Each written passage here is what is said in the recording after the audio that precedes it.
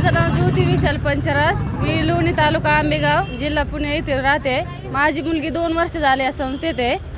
आणि त्या दिवशी माझ्या मुलीने मला 12 वाजता त्या मॅडमचा फोन आला का तुमची मुलगी या संस्थेत आहे आणि तुमच्या मुली काळजी घेत नाही, तुम्ही या आणि तुमची मुलगी घेऊन जा. आणि नाही आलं तर आम्ही प्रशासन तुमच्या घरी येऊन तुमच्या टीमने आमची टीम तुमच्या सगळं खर्च घेईन म्हणून येण्या जाण्याचा. हां. वारकरी संस्थेत शिक्षण चांगलं मिळत होतं का? हो, आमची मुलगी गेल्या 2 वर्षापासून 6 महिन्यात कीर्तन शिकली आणि तिच्या वागण्यात सगळ्या अशा वर्तनात बदल झाला आहे तिचा.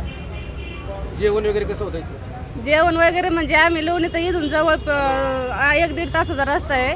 आम्ही दर आठवड्याला मुलीची येऊन तपासणी करतो, आरोग्याची, खाण्याची विषयी काही त्यांची तक्रार नाही. म्हणजे मुलीने आरोप केले ते आरोप कसे खोटे आहेत, सरळ खोटे आहेत. कारण की तिच्या याचं व्हिडिओ आहेत, हातापायाचे व्हिडिओ काढलेले आहेत. हे तिचं व्हिडिओ नसून ते सरळ क्लिप तयार केलेली आहे आणि ते व्हिडिओ तयार केलेले आहेत. महाराजांसोबत असणार? का महाराजांसोबत असणार? हो, महाराजांसोबतच असणार.